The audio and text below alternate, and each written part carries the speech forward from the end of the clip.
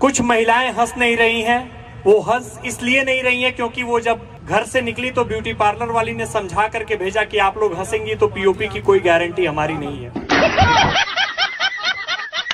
पिछले दिनों एक दामाद ने अपनी सास को कॉल किया, फोन करके कहा कि देखिए आपकी बेटी में तो हजारों कमियां हैं। तभी उसकी सास ने कहा कि बेटा इसीलिए तो उसे अच्छा लड़का नहीं मिला।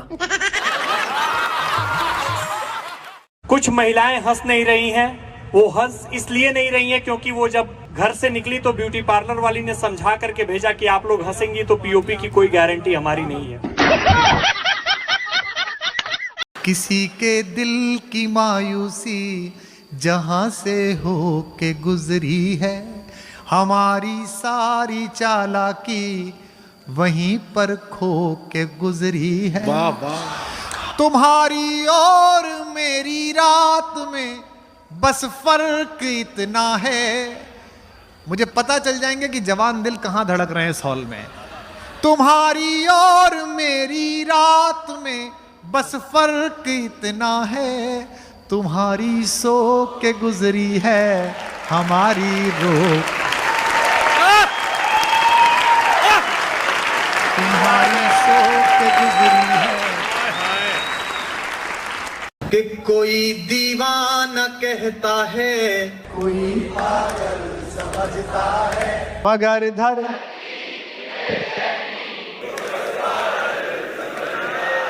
मैं तुझसे दूर कैसा हूं, तू मुझसे दूर कैसी है, ये तेरा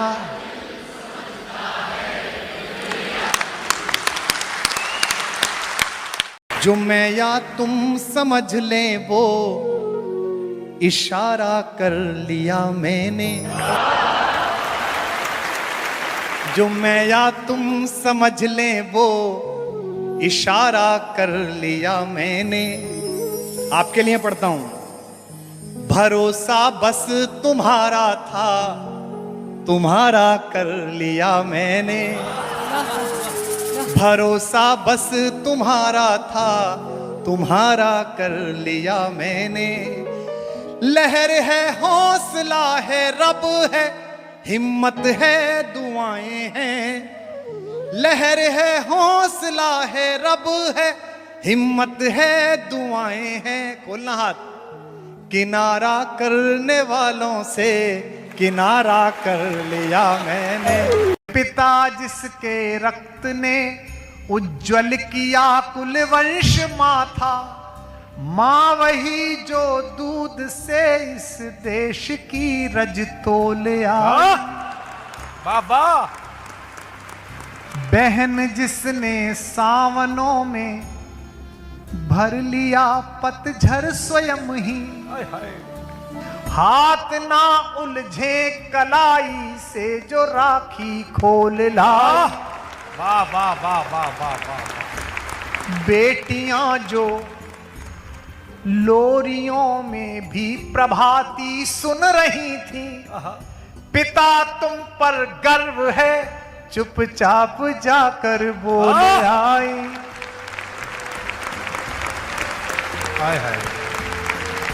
कंप्लीट मैन पूरी प्रकृति में केवल एक हुआ, जिसने बचपन जिया तो ऐसा कि आज भी लाड़ में भारत की हर मां अपने बेटे को कान्हा कहती है। जिसने जवानी जी तो ऐसी के इश्क में पागल लड़के को कॉलोनी में लोग कहते हैं बड़ा कन्हैया बना फिरता है। जिसने युद्ध रचाया तो ऐसा कि 5 निर्वासित बच्चों को विश्व की सबसे बड़ी अक्षौणी सेना के सामने विजय दिलाई, और जिसने ज्ञान दिया तो गीता जैसा उस पर 1000 नोबेल पुरस्कार कुर्बान किए जा सकते हैं। शक्ति अगर गलत हाथों में आ जाए तो वो हिटलर पैदा करती है, और शक्ति अगर जगत के मंगल के हाथों में आ जाए तो वो गांधी पैदा करती है, पटेल पैदा करती है, तिलक पैदा करती है, भगत सिंह पैदा करती है।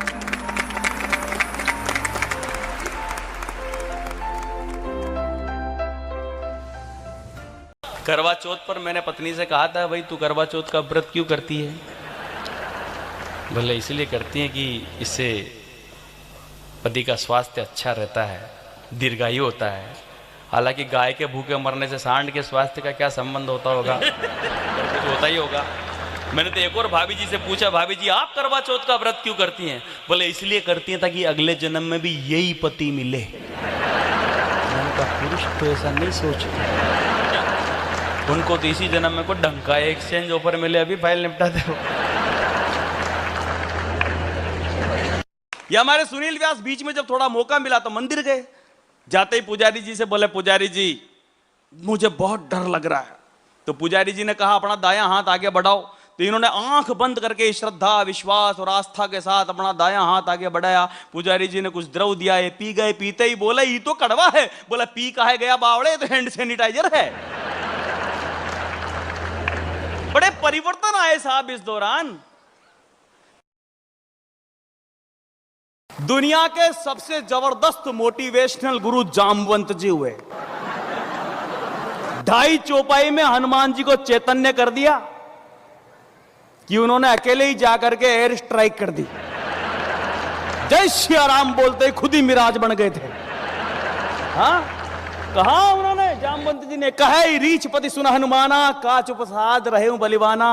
अरे पवन तनय बल पवन समाना, बुद्धि विवेक विज्ञान निधाना।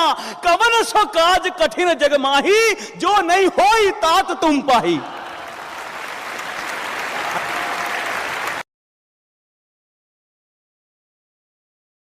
आपने देखा राहुल गांधी जी आज से भाई जो कई जगहों की यात्राओं पे जाते रहते हैं, वो भारत जोड़ो का काम कर रहे हैं, गलत काम कर रहे हैं। इस वक्त उन्हें घर जोड़ना चाहिए था।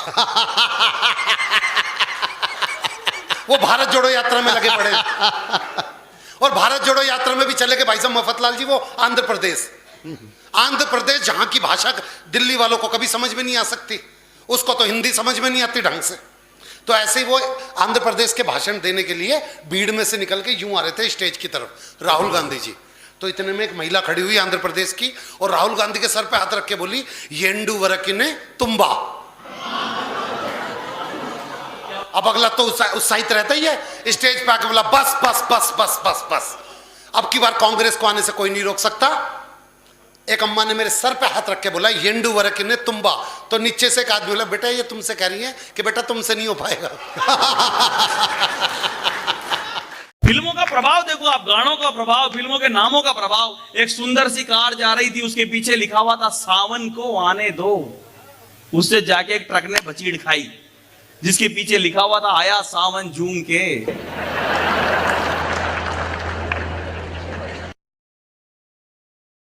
और मथुरा में भाई साहब, मथुरा के पुलिस स्टेशन में था मेरा प्रोग्राम। पुलिस स्टेशन में पुलिस वालों ने मेरे को भाई साहब 1 घंटे तक सुना।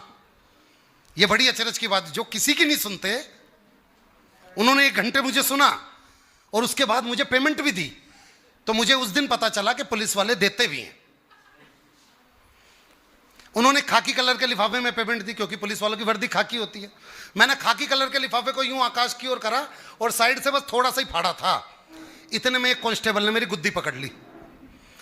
बोले बेटे सरकारी कागज फाड़ दिया। पुनीत जी 5,000 में बुलाया था, 50,000 में छोड़ा। हमारे गांव में एक महात्मा आते थे बनारस से। मेरी दादी सीधी सच्ची, रोज उनको सुनने जाती। महात्मा जी ने एक बार अपने प्रवचन में एक जिक्र किया, बोले जिनके घर में एक बेटी का जन्म होता है उसके स्वर्ग का एक द्वार खुलता है। जिसके घर में 2 बेटी का जन्म होता है उसके स्वर्ग के 2 द्वार खुलते हैं। इतने में ही मेरी दादी सीधी सच्ची, उसने पूछ लिया, महात्मा जी आप तो ये बताओ जिसके घर में 3 बेटियों का जन्म हो, बोले बेटा उसके घर में 3 स्वर्ग के द्वार खुलेंगे। और बोले जिसके 4 बेटी हो तो बोले उसे 4 स्वर्ग के द्वार खुलेंगे। मेरी दादी बोली आप तो ये बताओ महाराज जी टोटल स्वर्ग के कितने द्वार होते हैं?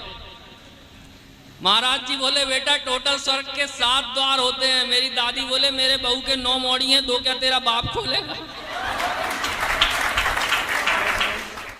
आप कभी बनारस जाइए, आप लोग जाते होंगे सर, बड़े लोग हैं, बनारस जाइए, रेलवे स्टेशन पर उतरिए, वहां लिखा रहता है बनारस का पान आपका स्वागत करता है। आप आगरा जाइए, वहां उतरिए, वहां लिखा रहता है आगरा का पेठा आपका स्वागत करता है। हमारे कानपुर आइए, रेलवे स्टेशन पर उतरिए, वहां लिखा रहता है रूपानी चप्पल आपका स्वागत करता है। मैं उसी कानपुर से आया हूं साहब।